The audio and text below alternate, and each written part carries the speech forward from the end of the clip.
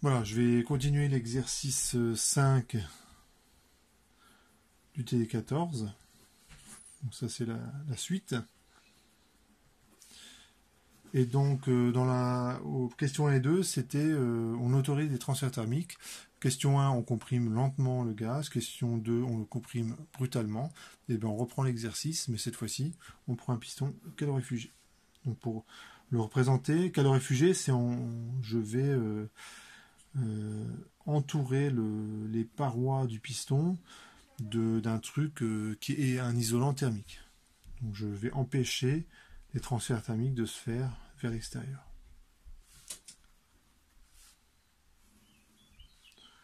Donc c'est ce que je représente comme ça avec des parois épaisses. Donc il faut imaginer que c'est un isolant thermique qui permet de faire ça. Donc là j'ai représenté l'état initial et l'état final. Donc ici c'est 1 bar et là la pression finale c'est toujours 10 bars que j'impose à la fin. Là j'ai un volume qui vaut 5 litres, une température qui vaut 293 Kelvin, et là vous avez V2, ben, ça vaut quoi? Je sais pas. T2 ça vaut quoi? Je sais pas. Voilà, c'est ça justement la question. Il faudra aussi calculer delta U et le transfert thermique. Alors, quand vous avez une évolution de ce type-là, c'est une évolution qui est adiabatique.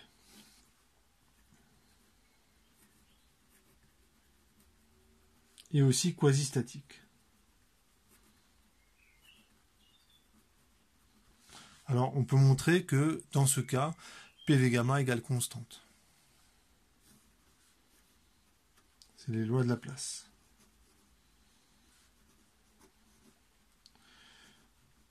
Je vous refais la démonstration vraiment en 10 secondes.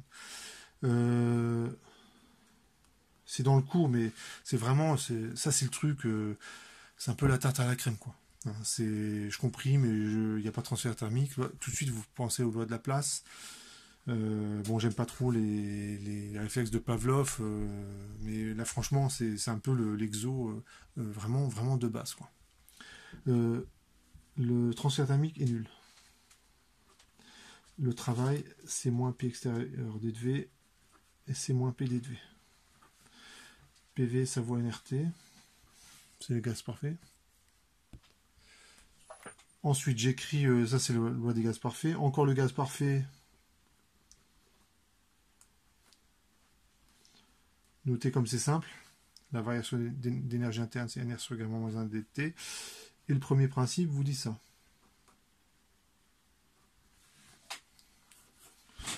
Ensuite, delta Q ça vaut 0, delta W c'est moins PD de V, P c'est NRT sur V, et donc ça donne, tout calcul fait, NR sur gamma moins 1 d de T égale moins PD de V, donc c'est moins NRT d de V sur V.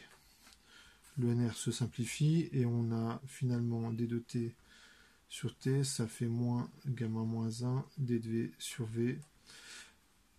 On intègre à droite et à gauche. Une primitive, ça fait logarithme de t égale moins gamma moins 1. Alors le moins, je le laisse devant, parce qu'en fait, ce terme qui est là, hop, je vais le repasser de l'autre côté, et du coup, ça sert à rien de distribuer le moins ici, et puis, et en gros, le ressortir dès que j'aurai passé ce terme, hop, de l'autre côté d'égalité. Et on arrive à logarithme de tv exposant gamma moins 1 égale constante, et ici j'ai oublié une constante d'intégration. Voilà, donc c'est une petite démonstration, il y a écrire tout ça, j'ai mis un petit peu de temps à vous l'expliquer, hein. Le D2I égale 3 demi ou 5 demi NRD de T, qu'on a finalement réécrit sous cette forme-là, avec le gamma. La loi des gaz parfaits, j'y passe un peu de temps. Premier principe, j'y passe un peu de temps. Là aussi, j'y passe un peu de temps. Ouais, chacune de ces formules-là a quand même mérité son lot d'explications. Mais au niveau calculatoire, c'est pas très compliqué. Donc finalement, j'ai mon PV gamma égale constante. Si avec vous avez aussi cette version-là et cette version-là. C'était gamma, P1 moins gamma égale constante. Bon, alors à force, moi je les connais, évidemment, quand même. Hein. Mais vous, ce que je vous demande, c'est de retenir celle-là. Alors comment est-ce que du coup, je retiens les deux suivantes? C'est j'utilise PV égale NRT pour passer de l'une à l'autre. Hein, donc ça c'est important. Hein, dans les lois de la place, je vous demande de retenir qu'une seule, mais par contre vous la retenez. Hein, n'essayez pas d'apprendre les trois parce que vous allez commencer à les mélanger toutes. Et franchement, je préfère que vous en sachiez bien une que trois bien que trois pas bien. Par exemple, pour passer de là à là, on va éliminer la pression avec PV égale NRT, donc ça fait NRT sur V, hop, on arrive ici. Pour passer de là à là, vous vous débarrassez du volume, etc. etc. Donc on peut passer d'une formule à l'autre, vous faites le calcul au brouillon, et puis on vous le reprochera pas, au contraire. Ce qu'on vous demande, c'est le volume final, alors, et on connaît la variation de pression, donc c'est cette formule-là qu'il faut utiliser. Vous voyez, on veut le volume final, et on connaît la variation de pression. Donc j'écris ceci. Voilà, ça c'est la loi de la place.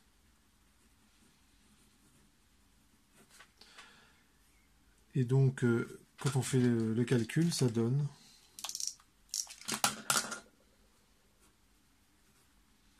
bon là je détaille le calcul.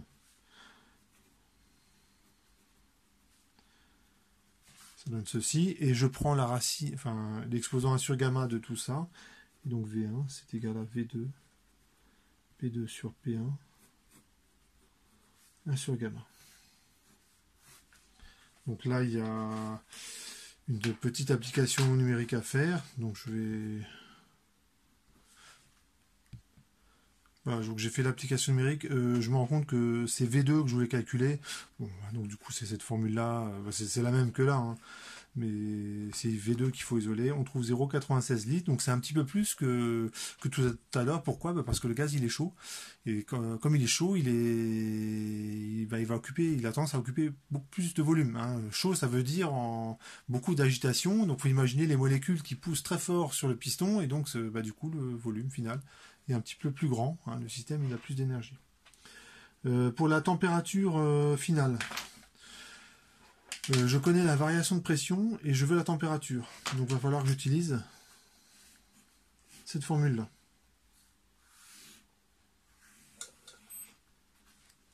Donc je vais écrire T2 gamma, P2 1 moins gamma, égale T1 gamma, P1 1 moins gamma.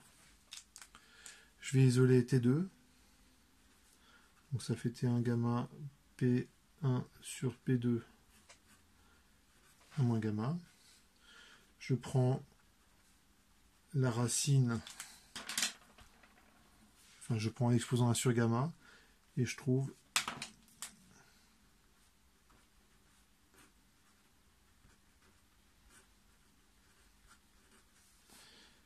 et donc là on va faire l'application numérique. Et je trouve 565 Kelvin, donc ça, vous enlevez à peu près, ça fait à peu près 290 degrés.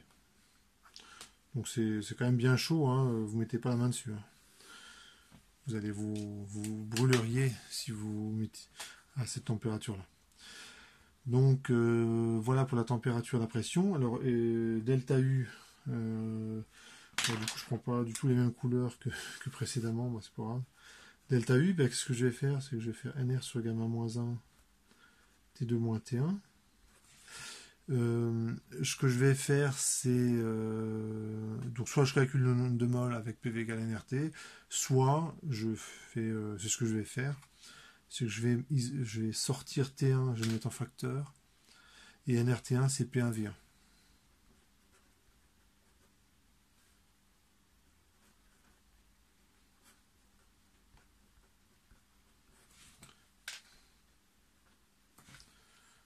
Hein, donc si P1V1 c'est NRT1, et si le T1 je le redistribue dans la parenthèse, je retombe là-dessus.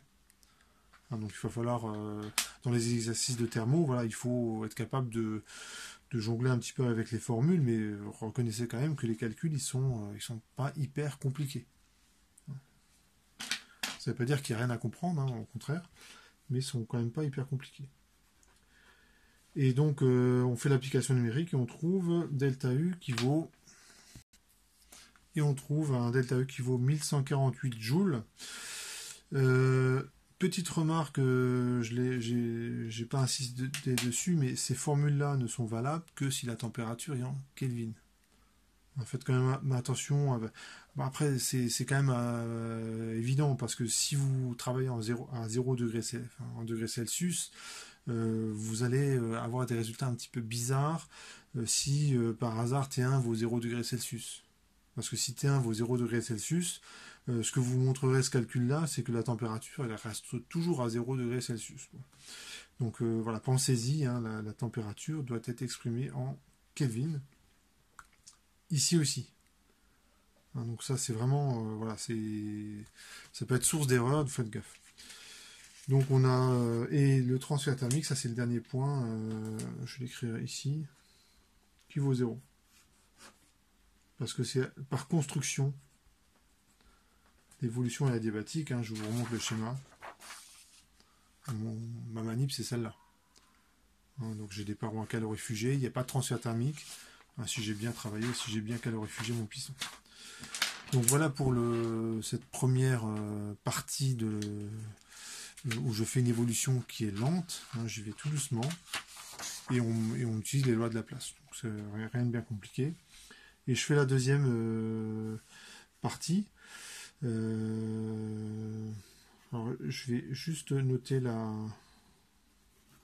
Et je vous invite à le faire dans les exercices de thermo. C'est quand vous avez fini des calculs, parce que, regardez, hein, c'est que des petits calculs. Bon, c'est vrai que je ne rédige pas puisque je vous présente les calculs oralement. Mais voilà, en thermo, on a vite fait d'avoir ça. Et si il y a certains intervalles réguliers, vous ne faites pas le point sur tout ce que vous avez calculé, et ben en fait, vous en sortirez pas. Voilà, ça c'est pour la transformation lente. Et donc maintenant, je vais passer à la transformation rapide. Donc ce que j'ai raconté, j'écrivais en mal. Bon, transformation rapide, donc c'est la même manip, pas le même piston, hein, donc c'est piston calorifugé.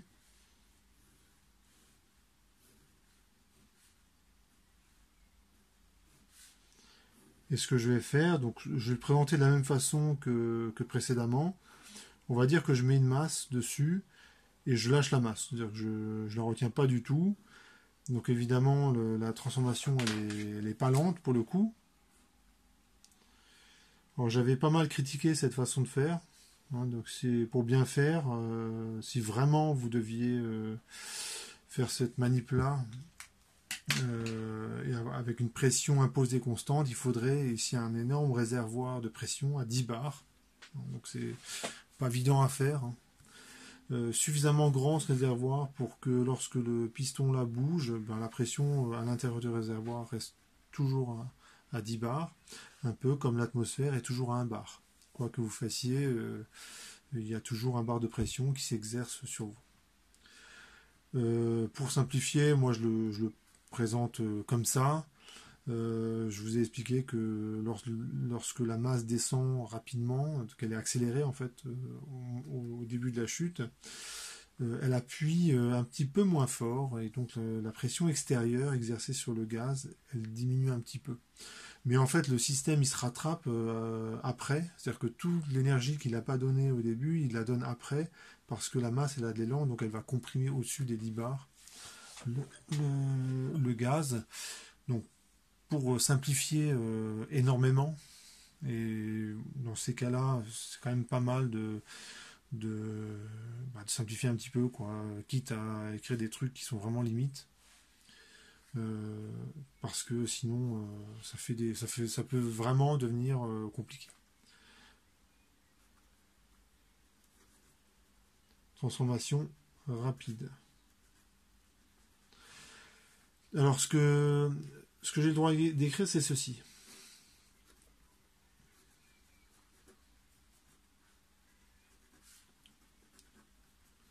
Donc, je le présente exactement de la même façon.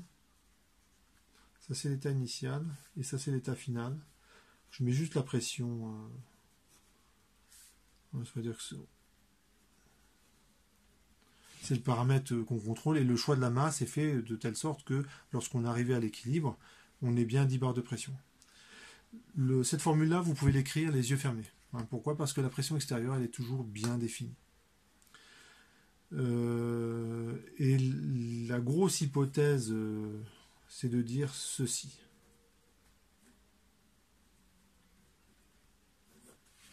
Voilà. Donc comme tout à l'heure, j'avais mis bof. Lorsque vous écrivez que P extérieur égale P2, donc vous imposez dès le départ une pression de P2. Bon, c'est très très discutable comme approximation. L'avantage énorme de faire ça, c'est qu'après les calculs, il faut reconnaître qu'ils sont extrêmement simples. Voilà, donc j'ai quasiment fini. Donc c'est moins P2, P2 moins V1. Voilà. Quand on veut juste des heures de grandeur, ça peut être pas mal de faire ce genre d'approximation qui sont clairement très discutables. Donc ce qu'on vous demande, donc ce qu'on connaît, c'est ça. Les lois de Laplace, vous abandonnez, ça marche pas. Pourquoi? Parce que la transformation, elle est irréversible, donc la pression est même pas définie dans mon système. Elle n'est même pas définie dans mon système, donc il est hors de question que j'écrive, je remplace P extérieur par P. Parce que si je le fais, voilà, j'aurai tout faux, tout simplement. Ce que je sais aussi, c'est ceci.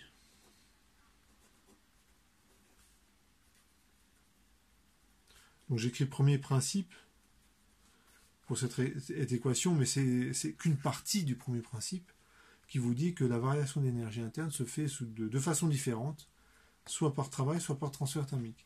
Et ça vaut 0, parce que j'ai calorifugé le piston. Ce que j'ai le droit d'écrire aussi, c'est ça.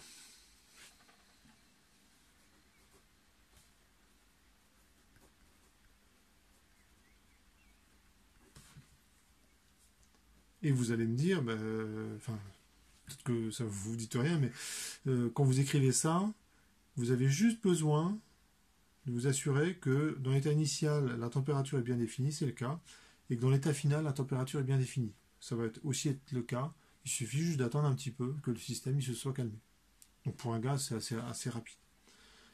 Et si la température n'est pas définie dans les états intermédiaires, c'est pas grave. Pourquoi? Parce que, toujours d'après le premier principe, U est une fonction d'état. Donc sa variation ne dépend pas du chemin suivi. Ça dépend que de l'état initial et que de l'état final. Peu importe comment vous avez rejoint ces deux états. Donc j'ai ces équations-là. Et enfin, on a d'après le gaz parfait, on a P1 V1 égale NR T1 dans l'état initial et P2 V2 égale NR T2 dans l'état final.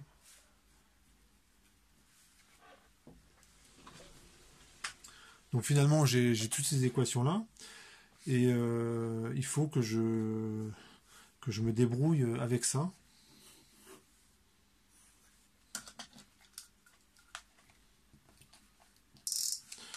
Par exemple, pour calculer T2. Donc ce que je peux faire, c'est le delta U, je m'en débarrasse entre ces deux équations. Le travail, je l'écris ici, et P2V2, je pourrais le remplacer par NRT2. P2V1, je pourrais faire une petite manip pour faire apparaître P1V1 et le remplacer par NRT1. Donc je commence mes calculs. Donc delta U, ça vaut W, donc c'est moins P2, P2 moins V1. Ça vaut NR T2 moins T1.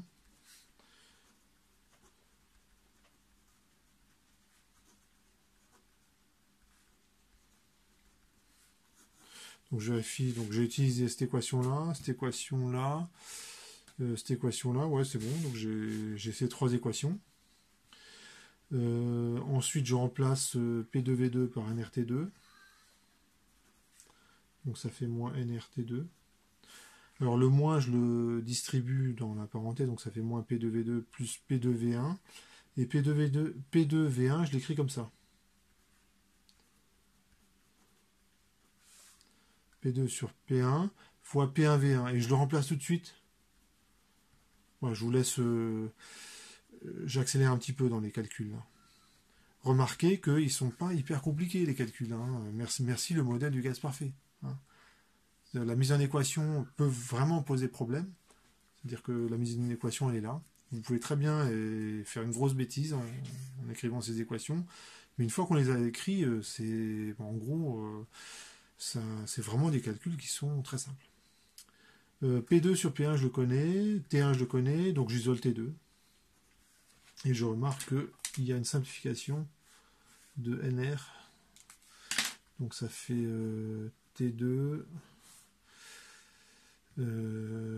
Ça fait 1 sur gamma moins 1. En fait, le T2, je le passe de l'autre côté.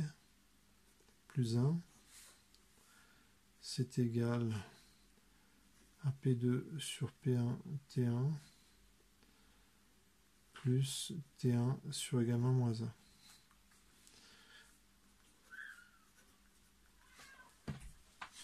Et on trouve, alors 1 sur gamma moins 1 plus 1, quand vous mettez au... Ça fait gamma sur gamma moins 1, donc ça fait gamma moins 1 sur gamma.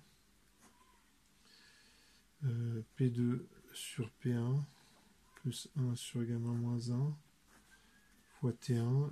Je peux peut-être le réécrire, le réarranger un petit peu. Donc T2 c'est T1.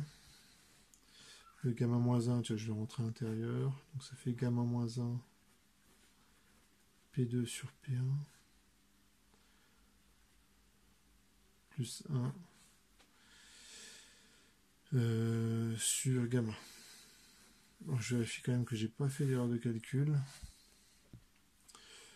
Ouais, donc a priori j'ai pas fait d'erreur de calcul. Je vais maintenant faire l'application numérique. On trouve 1046 Kelvin, donc notez quand même que c'est vraiment très chaud. C'est comme vous pouvez s'y attendre, hein, lorsque je fais l'évolution rapidement, j'arrive à une température qui est très importante. Une fois que je connais T2, ben, je peux en déduire le volume V2. Donc pour calculer V2, j'utilise la loi des gaz parfaits. P1V1 sur T1, ça vaut NR. Mais ça vaut aussi P2V2 sur T2. Donc j'ai simplement écrit deux fois la loi des gaz parfaits. Hein. Ici et là. Donc le NR c'est le même, le système est fermé, il n'y a pas de matière qui se perd. Et donc j'en déduis, donc j'utilise la loi des gaz parfaits, que V2 c'est V1, P1, T2 sur P2, T1. Donc je vais faire l'application numérique. Voilà, donc ça, je trouve 1,8 litres. Donc, je vous rappelle, j'avais trouvé 0,96. Donc, c'est quasiment le double.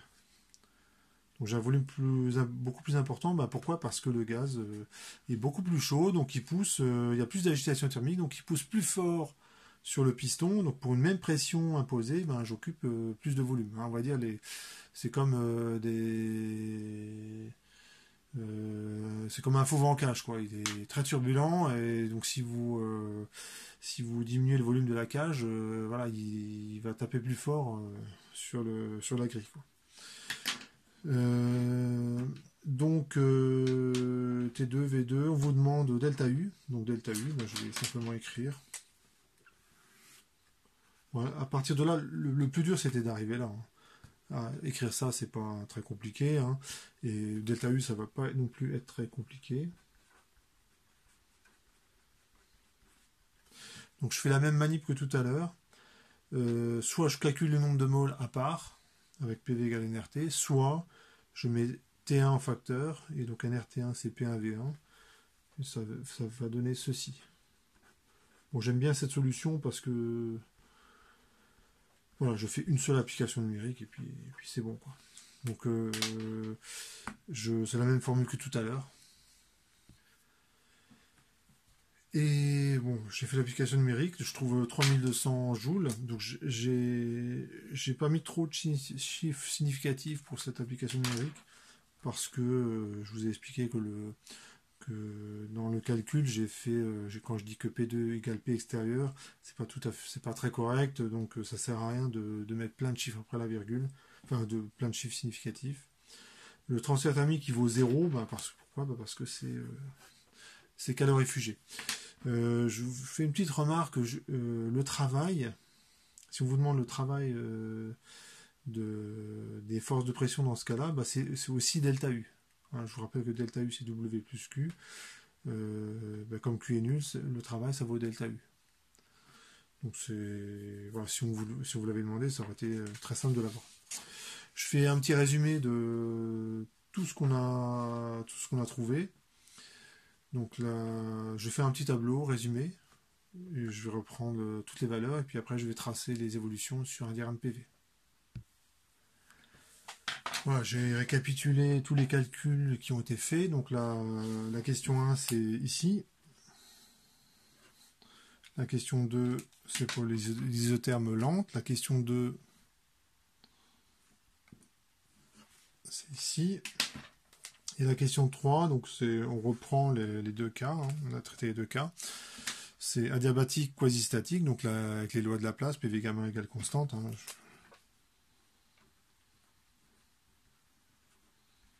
voilà, c'est le truc qu'il faut écrire. Et l'adiabatique irréversible, voilà, c'est le dernier truc qu'on a fait. Je vais tracer les évolutions sur un diagramme PV.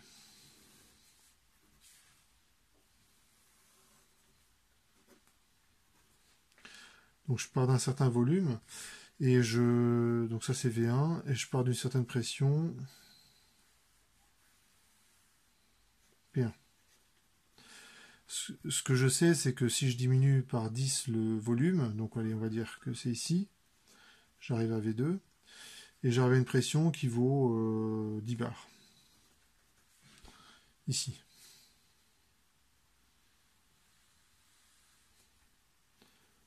Donc ça c'est l'état initial, l'état final. Et pour l'évolution isotherme lente, c'est comme PV égale constante, hein, que j'ai P en ordonnée et V en abscisse. Donc si PV égale constante, P c'est une constante sur V. Donc en fait il faut que je trace une hyperbole. Ça va ressembler à ça.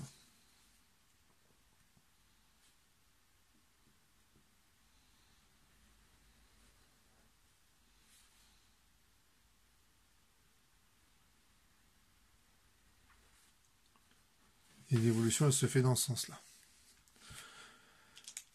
Si je fais l'évolution monotherme rapide, alors en fait je ne peux pas la représenter. Je ne peux pas la représenter, pourquoi? Parce que la pression, j'avais insisté un petit peu dessus, elle n'est pas définie pendant l'évolution, elle est définie qu'au début et qu'à la fin, quand le système il a retrouvé un état d'équilibre thermodynamique interne. Donc le début et la fin, c'est la même chose.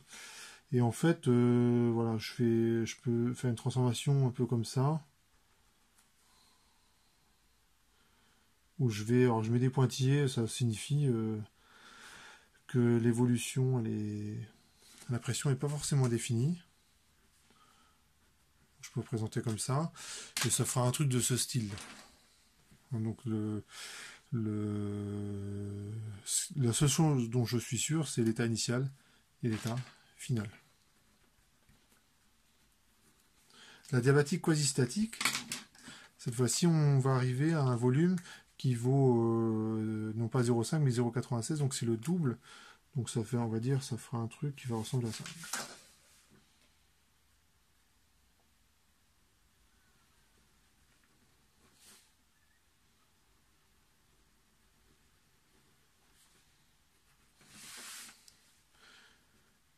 Et je précise ce qui est constant sur la courbe.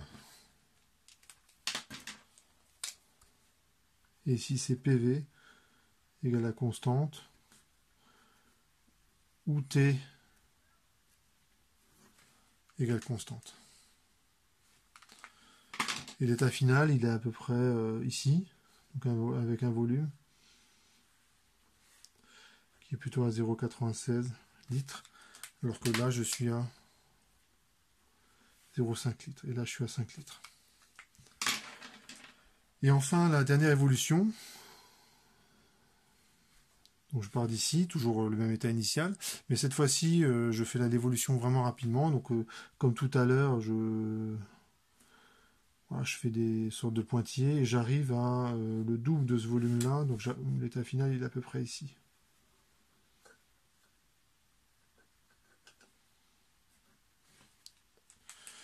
Donc là aussi, je ne peux pas représenter la transformation parce que la pression, notamment, elle n'est pas définie pendant l'évolution.